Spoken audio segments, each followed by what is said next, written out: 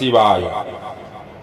ऋषिगणंकर प्रश्नर उत्तर रे वायुदेवंक द्वारा शिवंक स्वतंत्र एवं सर्वानुग्रहकारक स्वरूपर प्रतिपादन। यहाँ परे ऋषि माने अनेक कारण दर्शाई पचारिले वायुदेव यदि शिव सदा शांत भाव रही समस्तंकर उपरे अनुग्रह करती तेबे से समस्तंकर अभिलाष एकाथर के काहींकि पूरण करी दियंती नाही। जे सबु किछि करिबा को समर्थ से समस्त को एका बळे बंधन रु काहींकि मुक्त करी दियंती नाही। यहाँ कहिबा मध्य युक्तियुक्त हेब नाही। जे अनादि कालरू समस्तंकर पृथक पृथक विचित्र प्रकार कर्म रही आसीछि तेणु समस्त को एक प्रकार फल मिल पारिब नाही। कारण से ही कर्म भी तो ईश्वर करा जाउथिबारु संपन्न होईछि। तेबे कर्मर विचित्रता एठारे नियमक किपरि होई पारिब ये विषय अधिक कही की लाभ।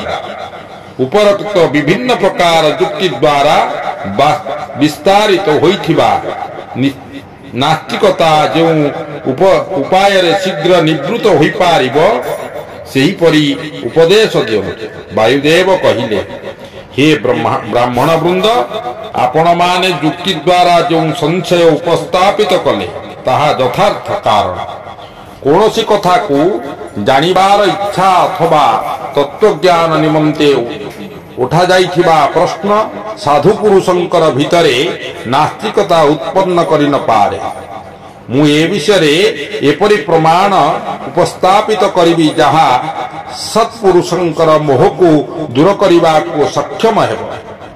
असत पुरुषंकर ठारे जो अन्यथा भाव उदय हुए सेथिरे प्रभु शिवंकर कृपार भाव ही कारण।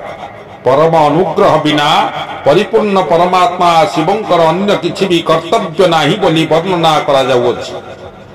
परानुग्रह कर्म रे स्वभाव ही पर्याप्त पूर्ण समर्थ अटे। निस्वाभव पुरुष काहारी उपरे अनुग्रह करि पारिब नाही। पशु ओ पाशरूपी समग्र जगत पर नाम रे ख्यात से अनुग्रहर पात्र। पर को अनुग्रहित करिबा पाई पतिंकर आज्ञार समन्वय आवश्यक। पति आज्ञादाता से सदा समस्तंकर उपरे अनुग्रह करंती।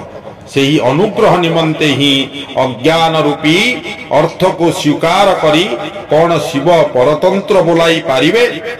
अनुग्रह कर अपेक्षा न रखी कौनसी अनुग्रह सिद्धि होई न पारे। तेणु स्वतंत्र शब्दर अर्थात अर्थर अपेक्षा न रखिबा ही अनुग्रहर लक्षण। से अनुग्राह्य ताहाकु ही परतंत्र कहा जाइथाय। कारण पतिर अनुग्रह बिना ताकु भोग मोक्ष मिल पारि न थाए। मृतात्मा माने मध्य अनुग्रहर पात्र।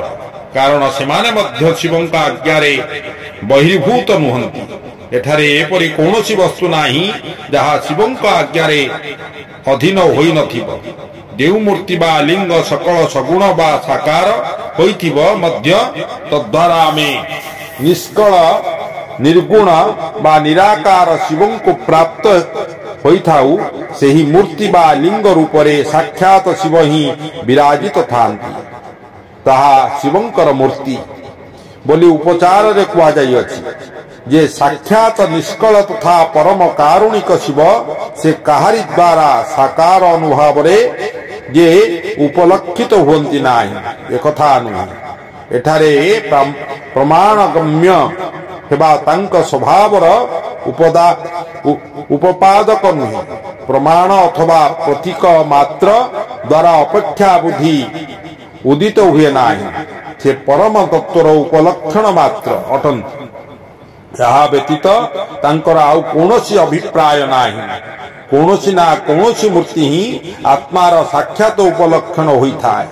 शिवंक मूर्ति एपरि कहिबा द्वारा प्रमाणित हुए जे सेही मूर्ति रूपरे परम शिव ही विराजमान। मूर्ति तांकर उपलक्षण जेपरि काष्ठ इत्यादि अवलंबन बिना अग्नि एकाकी केउठी उपलब्ध हुए नाही सेही परि शिव मध्य मूर्त्यात्मरे आरूढ़ न होई उपलब्ध होंती नाही।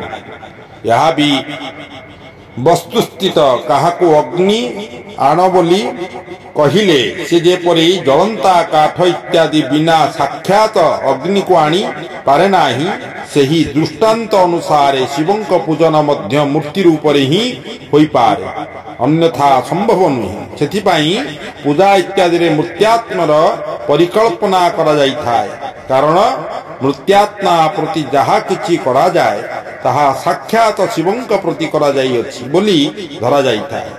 ଲିଙ୍ଗ ଇତ୍ୟାଦି ବା ଅର୍ଚ୍ୟ ବିଗ୍ରହକୁ ଯେଉଁ ପୂଜନାଦି କରାଯାଏ ତାହା ଭଗବାନ ଶିବଙ୍କର ହିଁ ପୂଜନ। ସେହି ମୂର୍ତ୍ତି ରୂପରେ ଶିବଙ୍କ ଭାବନା କରି ଆମେମାନେ ଶିବଙ୍କର ହିଁ ଉପାସନା କରିଥାଉ। ଯେପରି ପରମେଷ୍ଟି ଶିବ ମୂର୍ତ୍ତ୍ୟାତ୍ମା ପ୍ରତି ଅନୁଗ୍ରହ କରିଥାନ୍ତି, ସେହିପରି ମୂର୍ତ୍ତ୍ୟାତ୍ମାରେ ସ୍ଥିତ ଶିବ ଆମ ପରି ପଶୁମାନଙ୍କ ପ୍ରତି ଅନୁଗ୍ରହ କରିଥାନ୍ତି। ପରମେଷ୍ଟି ଶିବ ଜଗତପତି ଅନୁଗ୍ରହ କରିବା ନିମନ୍ତେ ସଦାଶିବ ପ୍ରଭୃତି ସମସ୍ତ ମୂର୍ତ୍ତ୍ୟାତ୍ମକୁ